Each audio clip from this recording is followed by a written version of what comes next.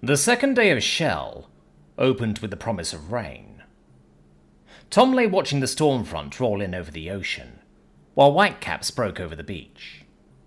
The sky was grey, heavy with rain, and while it had grown lighter, he couldn't make out where it met the sea. Leia was sound asleep on his left, and Miv dozed on his right, with an arm curled around his hip. They had agreed the night before to lay in, and while Solani and her sergeant were a consideration, things had been made to fit. The five of them would enjoy a late brunch, settle up with the resort, and head back to the academy in separate vehicles. It hadn't been the honeymoon he'd expected. The sex had been good and the resort was spectacular, but things like property damage and maintaining cover didn't fit. Well, unless the resort was good and the sex was spectacular. Got a date was right out, but he'd seen worse. His cousin, John, had gotten drunk with a friend during his reception, and flew his plane up to Alaska, leaving his bride behind. The only surprise there was the marriage lasting as long as it did. So, he had a date. A date set up by his wives. Que sera, sera. The sun wouldn't be out today. Tom lay back, listening to the waves break on the shore, as the sky turned from the coal-sack grey of twilight to the steel grey of the storm. The storm was a line of anvil heads low in the horizon, sweeping in over a thin line of sullen umber. As the morning drew on, he could see the thick sheets of rain along the leading edge. Red sky at morning, sailor take warning. It was a shame to miss out on the beach, but even Miv's beach-walking club had broken for the season due to the cold. A lane in sounded perfect, and the bed was accommodating. Capable of sleeping 6 Shulvanti, it was vast, but thankfully in this case, vast was also comfortable. Another blessing was the temperature. Tom figured it was set to the upper 70s, and while Miv and Leia slept under the covers, he dozed peacefully on top with nothing but a throw. That was the thing about ménage à trois. It worked better when the person in the middle could get up in the night for the bathroom without waking the others.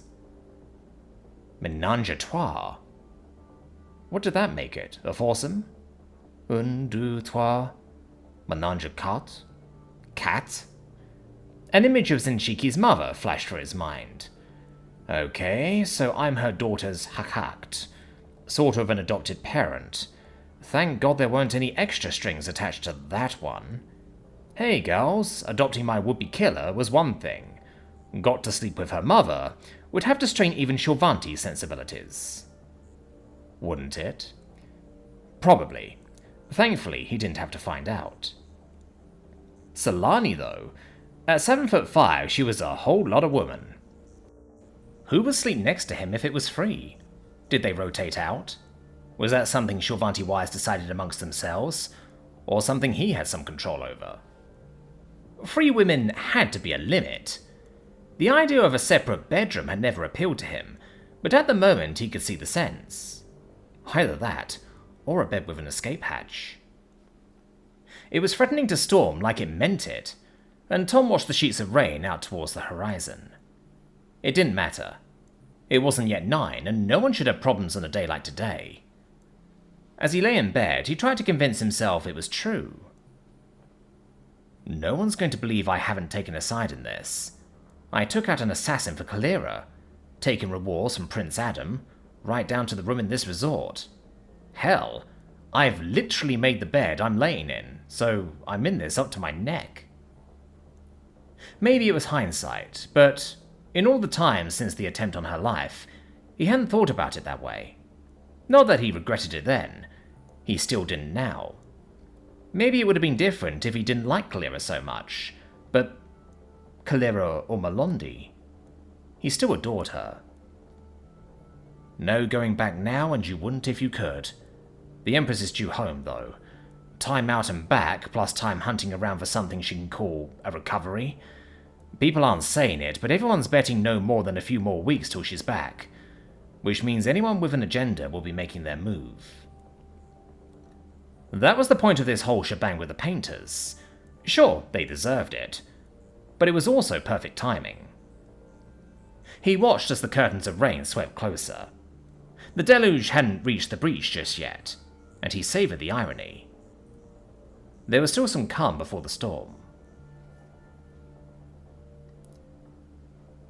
Tranja didn't sit, so much as fold gracefully into her chair, before turning her attention to Akarun, who remained standing.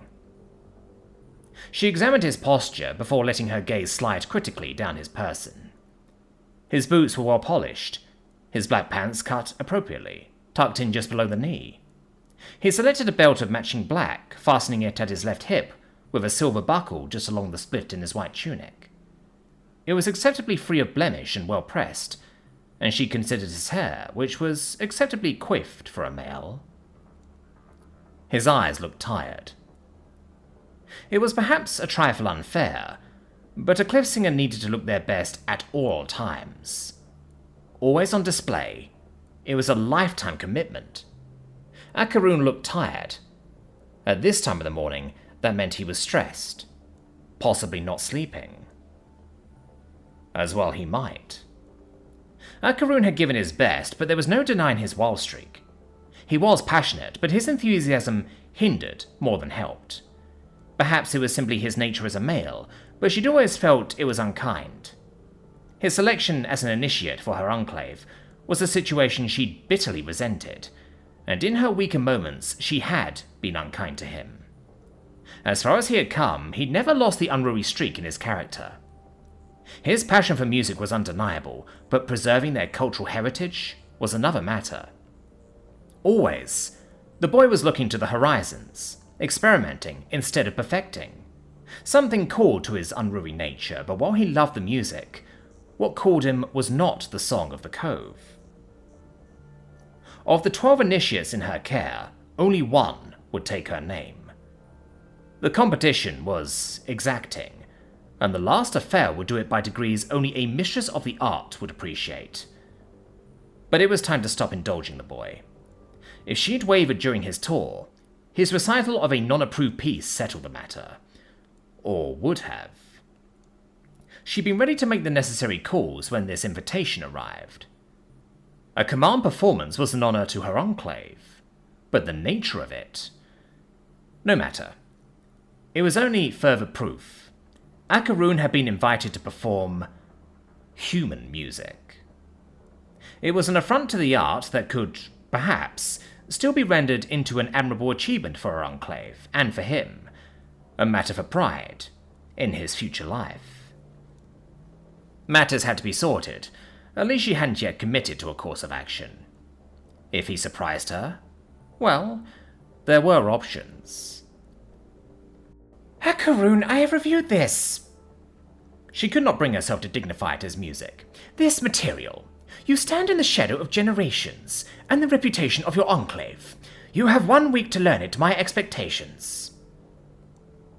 Tranja steepled her fingertips and nodded, giving him leave to go. She studied his poise as he collected the files without a word, taking his leave as was expected. Only when the door closed did she allow herself to relax. Winter was making her bones ache. It would be time to retire soon, and pass her name on to a worthy successor.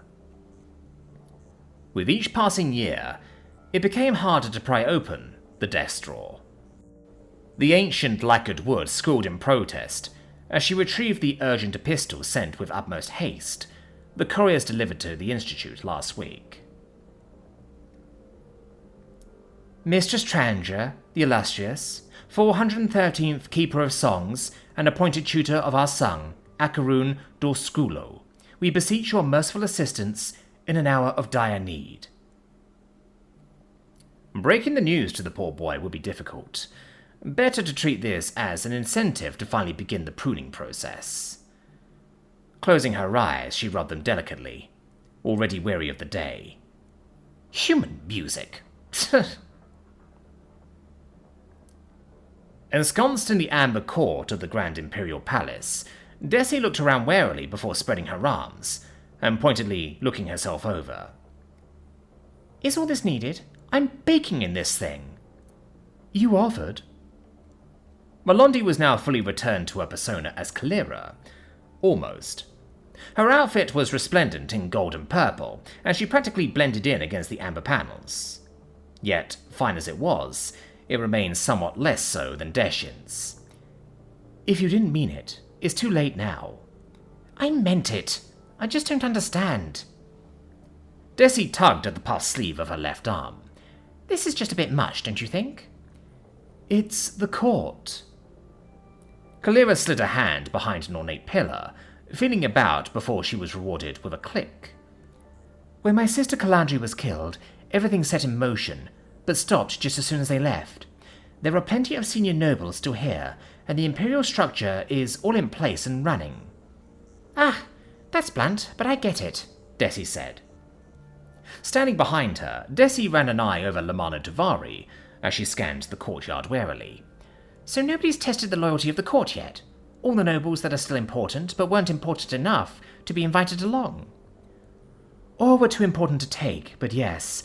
The ministers haven't said a thing, and then there's the palace. She left so quickly that no one had time to start whispering, but it's still on everyone's mind. My mother has to consider the nobles, just to be prudent." Kalira slid a hand against one ornate panel. "Are we clear?" Lamana gave one more glance about before stepping back. "There's no one here, but we need to go quickly, ma'am." "It'll be fine, Desi. Just stick to the script." Kalira gave the panel a shove and was rewarded as it swung inwards, revealing a corridor beyond. "We're in as far as we can be, and we're past all the scans." Desi stepped close, putting her back to the wall as first Kalira, then Agent Davari slid in. "It's not getting in that worried me.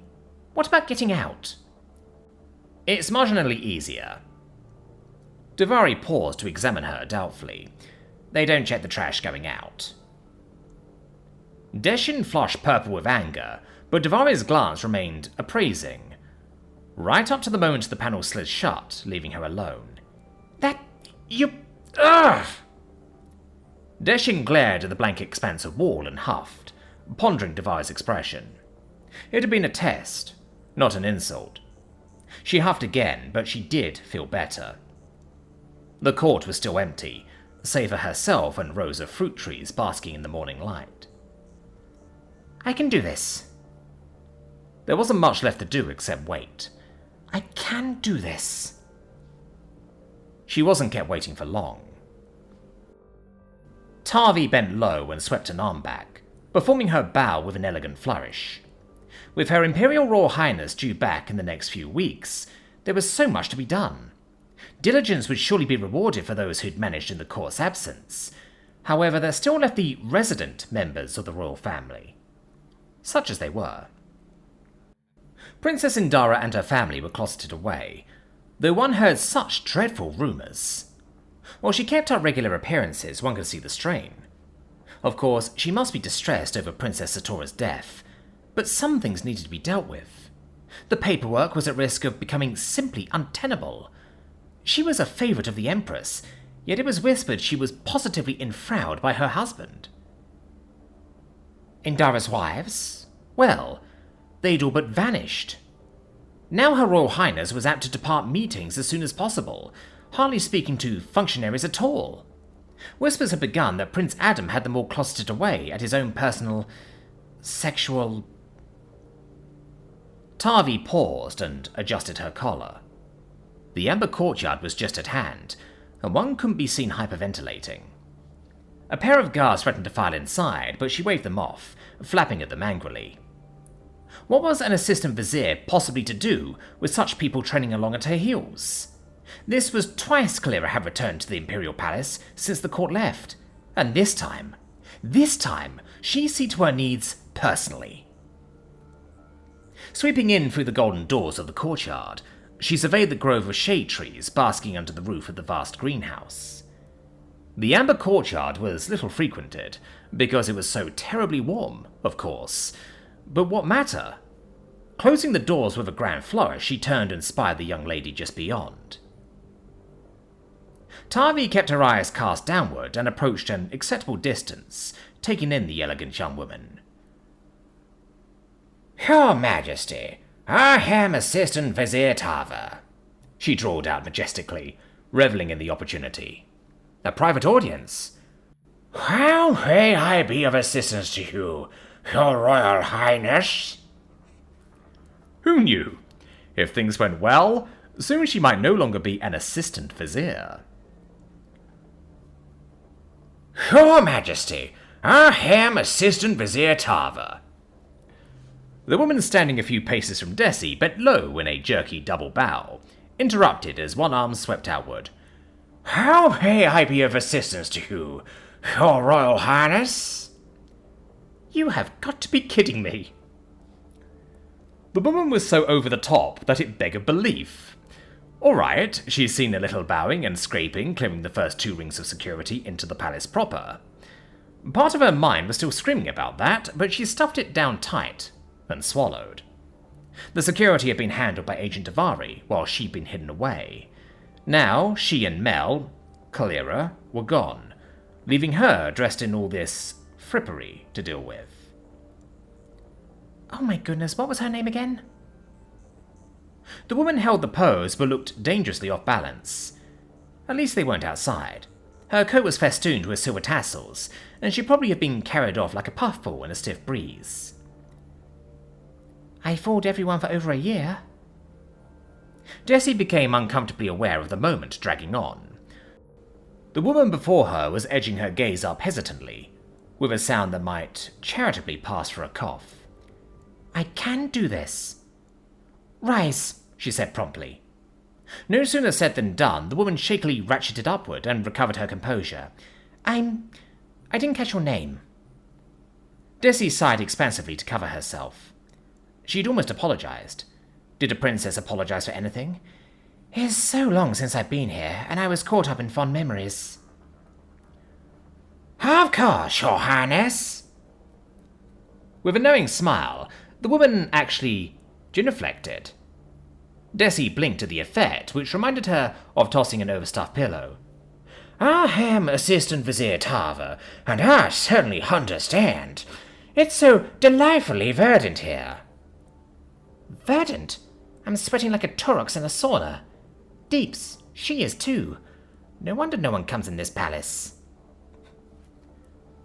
Frowning down at the woman and wanting to claw her collar wider, she blinked in the sunlight and suppressed a huff. Her bangs were gone, and while the haircut wasn't bad, the sunlight was a final straw. I'd like you to escort me to my quarters, Assistant Vizier. Desi thought of all the girls she dealt with at the academy. Some were haughty, some weren't. Her path to navigating such treacherous waters had been to just be helpful as possible and stay out of the way, as needed.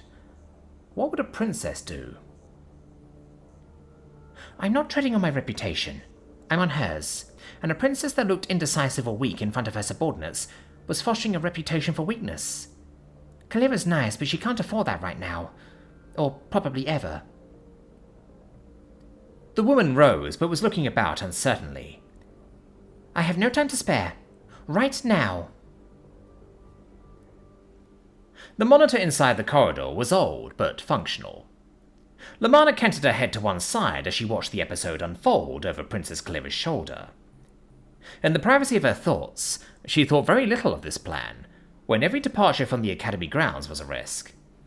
Her ground teams were strained to the limit of credibility whenever the princess went out to human food for lunch, though apparently they quite liked it. She could have accomplished all this alone, and this side trip only complicated matters. Having Deshin Pelavon masquerading as her highness, while Kalira wore clothing more fitting to a personal attaché, seemed frivolous. Yes, the girls looked remarkably alike, particularly after cutting Deshin's hair, but to what end? A comprehensive scan would tell them apart, and if she hadn't been there to run interference through the outer and secondary security perimeters, this would never have worked. Well, that's done. I think she's got it. Kalira sighed nervously before shutting off the monitor. Stepping away, she caught Davari's expression and studied her for a moment. You don't approve? She's perceptive. I knew that. Kalira was also direct, and Davari schooled her features and considered the young woman before her. Kalira was properly deferential to her guise as a professor of music at the academy. In any situation in the palace proper, she would answer to the princess. Just now, they were hidden away in one of the access chambers known only to the royal family and the interior. I have a bigger closet. Davari opted for candor. I thought she was joining us, ma'am, but you left her out there, Lamanna said stoically, but the princess gave a hint of a smile. The academy provided a place where she could act her rage. It was a luxury she could seldom afford, and Davari decided to challenge her on it. You did it intentionally. Yes. The hint of a smile disappeared from Kalira's face, and she shifted ever so slightly. Yes, I did. She tested Deshin as the door closed. There'd been no time for much, but it was clear the girls had an arrangement in mind, one they'd not shared, and the thought nagged. With respect, ma'am, I meant both of you. Yes, Kalira replied. After a moment, she squared her shoulders and stood at attention, raised her chin imperiously, and arched an eyebrow while canting her head. Any indecision had vanished, as she stood there sullenly, demanding an answer. She's pretending an E she doesn't feel, but right now, there's no question she's her mother's daughter. It will come, if she has the time. You're testing her value as bait. Lamanna didn't see it as an option. The act was all too clear. What mattered more? And you want to know why? Kalira deflated slightly, leaning back against the wall. The corridor offered little space, but she made the best of it. Her face didn't give much away, but she seemed to pick her words carefully. Because I'm crippled. I have 8 pods of commandos, a troop of ungraduated IOTC cadets, a handful of friends, and you. If I don't use everyone to their best, if I mess up and get sloppy, then all of them could suffer. Or worse. As could you. Kalira regarded her for a long moment, looking older than her years. If I don't risk something, I'm risking everything. Your elder sister has a reputation for entertaining herself at the expense of others, Davari replied. It acknowledged the threat, at least on one level. I'm not her, and this isn't entertaining, Kalira said flatly, letting a hard note creep into her tone. Though there might have been a hint of a blush, the corridor was poorly lit. But it's like chess. I have to be willing to sacrifice pieces if I want to win. A young princess was like a young officer.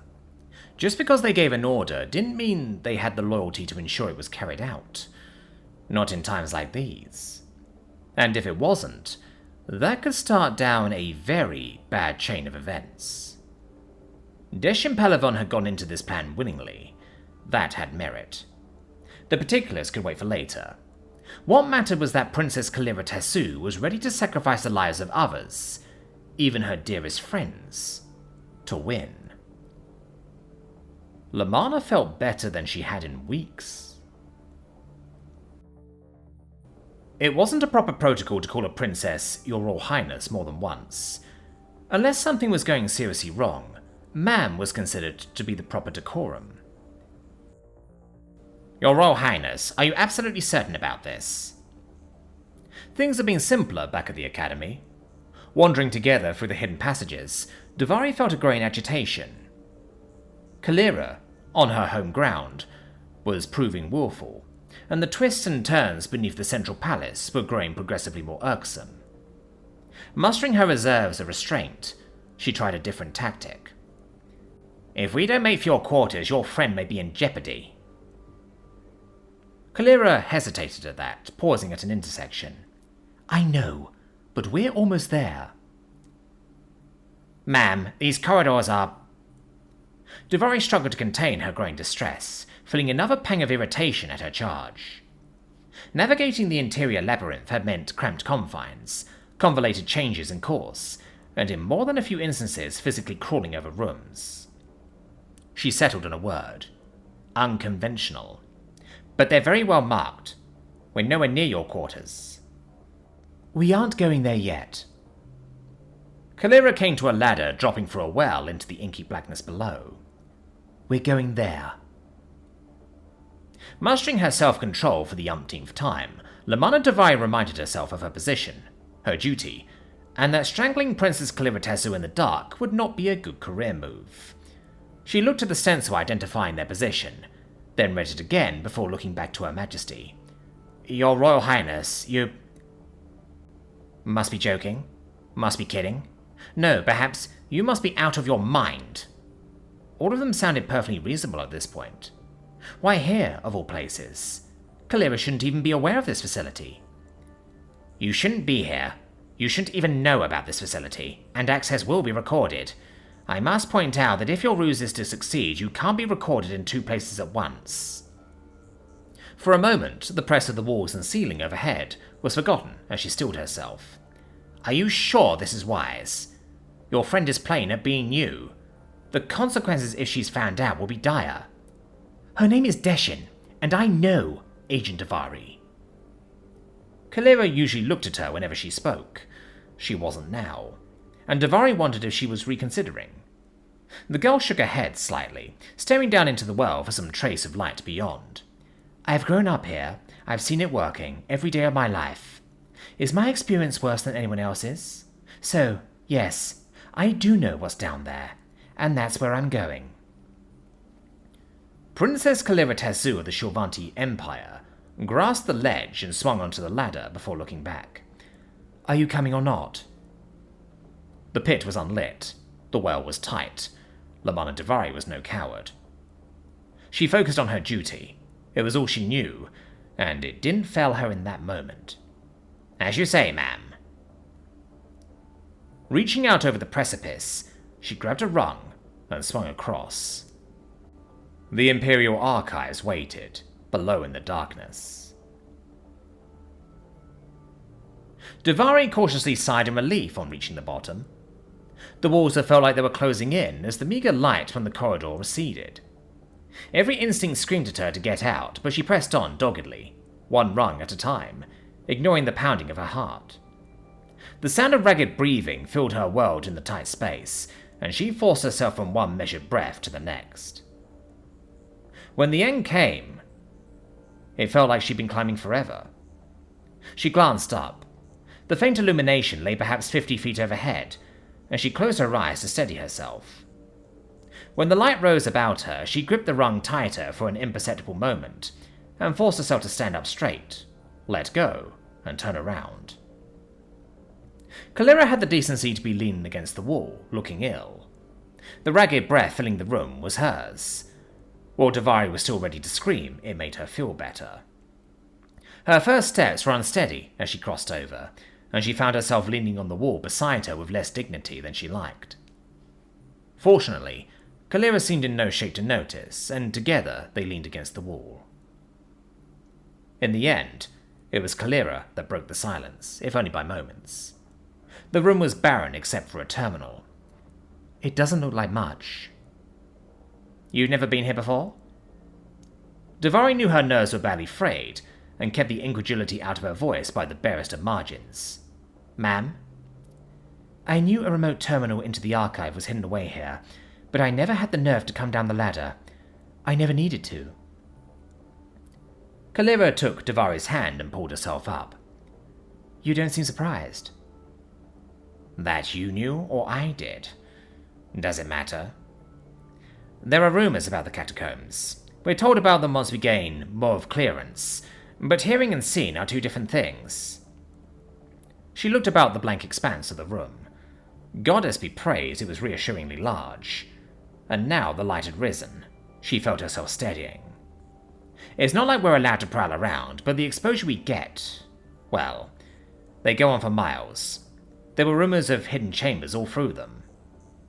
There are. I think some of them are as old as the foundations, but I was old enough to know better than to go down there. But this is real. Kalira was crossing over to the desk. The monitor over the desk remained functional, obediently coming to life as Kalira sat. The archive computers and servers aren't far from here, but this is the real deal. A direct tie with unrestricted access. Well, as long as it accepts my identification.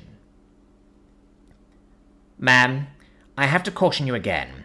I have no idea if this terminal is tied into the palace in any way, but if you use your identification and if Deshin is scanned in any way, the security system is liable to consider that as a spoofed access. I doubt they'll find this, but they will find her. Then we'd better be fast. Kalira booted up the bulky system.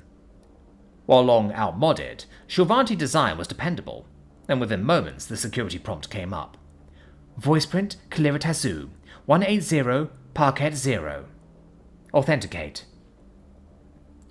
An actual cornea scanner snapped open on the desk, and Devari watched in fascination as Kalira pressed one eye to the antique. Cornea prints were taken for security identifications, but no one used them anymore.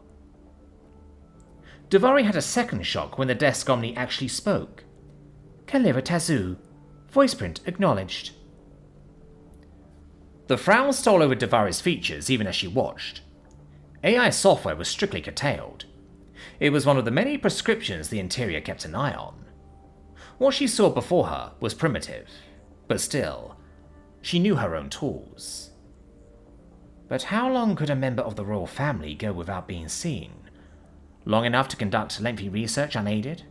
It seemed unlikely. Computer, query all files relating to the conquest of planet Earth.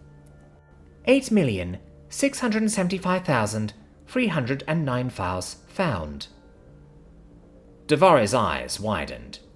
Consolidate. Kalira leaned back in the chair and bit her lip in indecision. Files regarding mission planning. 42,945 files found. Consolidate. Intelligence files regarding initial targets. 2,832 files found. Consolidate. Intelligence files regarding accidental casualties. 0 files found. 3,000 or nothing? Is too much data. Kalira deflated, looking up at her despondently. I drug us down here into this hole for nothing. I thought She shook herself, waving dejectedly at the terminal. I owe him my life. I thought maybe I could find some answers. Lamanna looked over her charge and considered. If Inoba was intentionally kind to the people who owed her fealty, that was good. Restless subjects were bad subjects at best and treasonous at worst. If Inoba was thinking over matters, great or small, while she did unintentionally, that showed true character. Sometimes it was the small things that revealed the most. If Kalira was doing both at the same time, then perhaps she already had what she needed to rule well. If I may, ma'am, you're asking the wrong questions. Devari took on the tone she used in class. For a wonder, Kalira perked up attentively.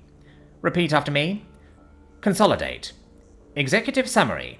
Rank of Rear Admiral and above. Kalira repeated the phrase clearly, and the terminal responded. 216 files found. Consolidate. Correlate after-action reports on target acquisition and domestic casualties. 16 files. That's it! Kalira looked at her briefly. Her face was awash with relief as she slipped her omnipad over the transfer pad. Thank you, Agent Devari. Don't thank me, ma'am. Devari half prayed that the transfer would fail, but Drepna turned her face. She thought about her own family briefly. It was one thing to walk away from your past, but another thing entirely to have it taken. I don't believe there's anything but pain in those files for Professor Warwick. Kalira took a breath as the file download started, casting a look between the monitor and the reader. It's not for him. I mean, I know I can't bring anyone back. But this isn't about absolution or punishment. I just don't want to make that mistake if it's ever my turn, Kalira said fervently. The one thing I'm sure of is that I need to find out. I want a better future, for everyone. I owe him that. Wicama sat at her desk, looking for the day's correspondence. Kalira's affairs were less demanding with the princess away at the academy, but it was the calm before a storm.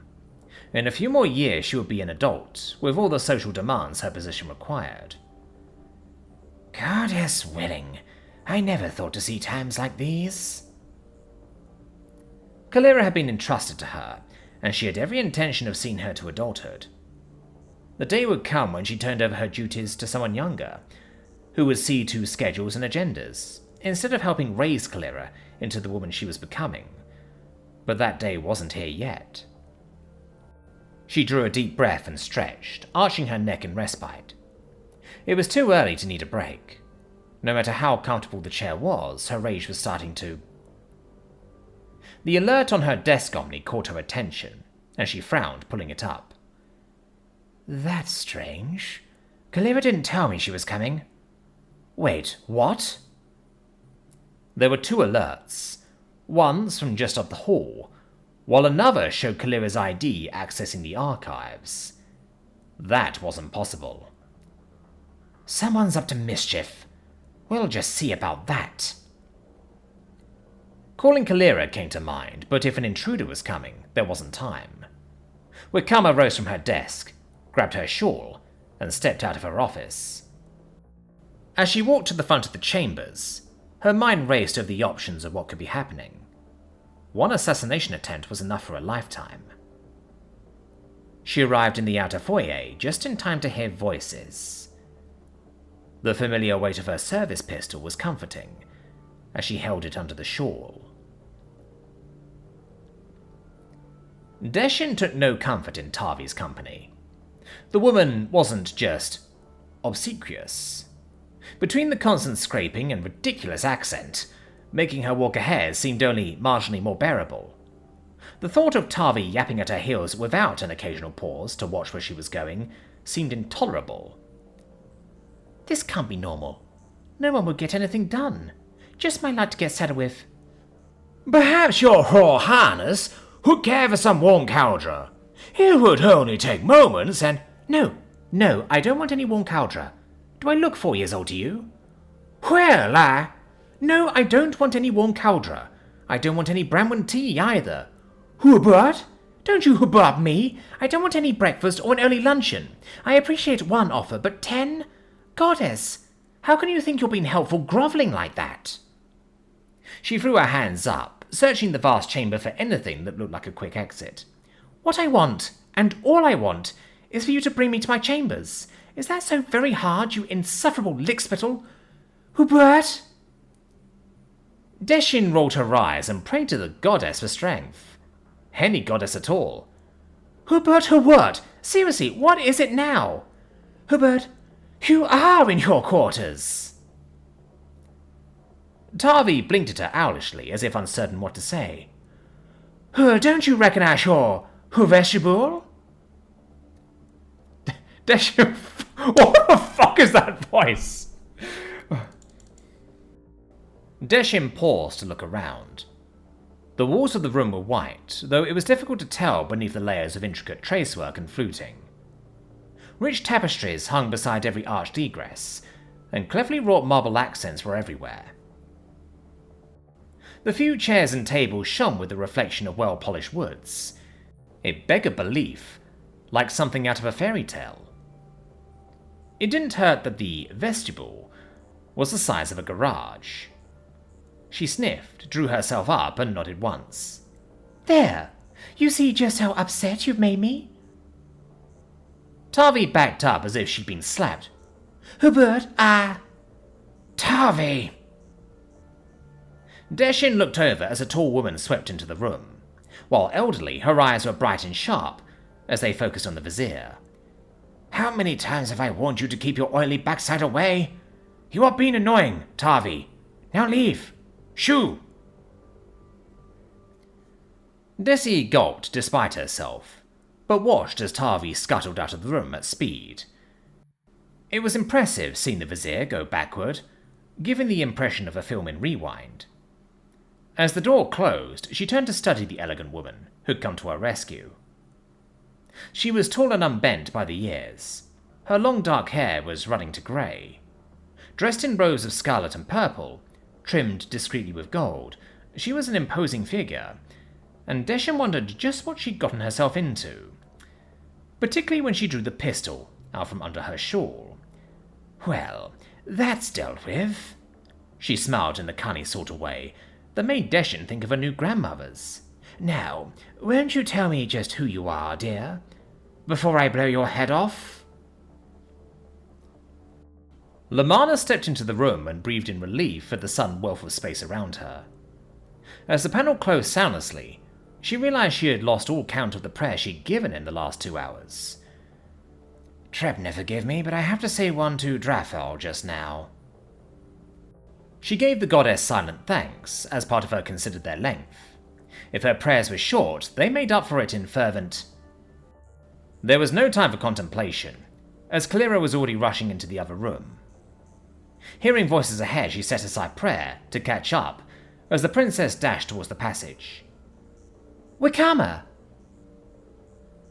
Lamanna slowed her pace at Kalira's broad smile as she slipped inside. While they'd not met, she was familiar with Wicama's reputation, the dame's role in the palace, and more particularly her role in the princess's life. The pistol resting by her hand resolved any lingering doubts. "About time you got here," Deshin groused, before looking warily over at Wicama. "Your Royal Highness?" "That's much better, dear." Lady Wicama rose, bestowing a smile of approval on the girl, before folding her hands and canting her head. "Your advisor and I have been getting acquainted. Shame on you for not telling me to expect company." "I promise I'll explain, Wicama. Well, yes, I heard all about this little exploit. I also assured Palace Security that it was a misunderstanding. That is, after Miss Deshin and I were properly introduced." Lamanna marvelled as Wicama set her hand to her breast, as if she were in some pain. The effect on Kalira was, if nothing else, instructional. "I'm sorry, I got tied up in the archives. The desk only down there looks ancient, and I'll need to get something better down there eventually. But who would I send?" "I installed that desk omni for your grandmother, dear." Wicama arched an eyebrow delicately, though Lamanna thought she detected the trace of a smile at the corner of one tusk. "In my younger days, I admit." "Oh, well, it wasn't ancient, I suppose." Kalira bit her lip, but was maintaining her poise. Standing behind the princess, Lamanna arched an eyebrow at the dame, who returned the greeting in kind. Kalira marshalled her thoughts. "I'm sure that Deshin's been no trouble at all. It's just, well, it took a while to run the search." "Did it indeed? Well, I suppose the algorithms are getting a bit dated. But you're being kidded, dear heart." Wicama rose elegantly, with a sweeping gesture toward Deshin. "If it pleases you, relax with your guest while I see some details." While remaining courteously deferential, Wicama was something of a force of nature. It explained a great deal of Kalira's character. Certainly over the last 2 hours, she seemed more than her share of the Emperor speaking through. It was no bad thing. Certainly Kalira was turning into a far more agreeable woman than her elder sister, and following Wicama into an antechamber, she breathed silent thanks at not being saddled with camaraderie. At that moment, she realized she'd forgotten all about the last 2 hours, in the confines of the labyrinth. "Now then, by your uniform and proximity, I expect your Agent Davari." Safely ensconced in the next room, Dame Wicama turned around and inspected her curtly. "Kalira seems in good spirits, all things considered, and her friend has prospects. Now, tell me everything. I only get to read most of your reports, after all. She looks like she hasn't been eating." Unless the woman would have opened her mouth and gulped like a fish, Davari merely absorbed the information, filing it away for later. "I think it's stress. She's doing her best not to show it, but she's perfectly aware. And she's laying plans." "My dear, I'm far too old to be indulging such cryptic nonsense. I don't have the patience, and I dare say you don't have the time." Wicama glanced sidelong into the other room, where Kalira and Deshin were locked in hushed but animated conversation. "Her Majesty and I have always tried to teach her to be perceptive. Honesty isn't the same as the truth. It seems she's taken it to heart. We'll talk later. Now grab the tea. I have the impression we shouldn't let them carry on too long. I don't think my heart can take it." Davari filed the irony away as she picked up the serving tray. Wicama was interesting, though the tide of events was moving too quickly just now to properly assess the woman. Honesty was not the same as truth, after all. She'd seen too many courtiers mouth truthful platitudes without ever having to be honest. But why the archives? Couldn't you just, I don't know, send out that Tarvey woman? You could bury her in carrying printouts or something. Why do you want them?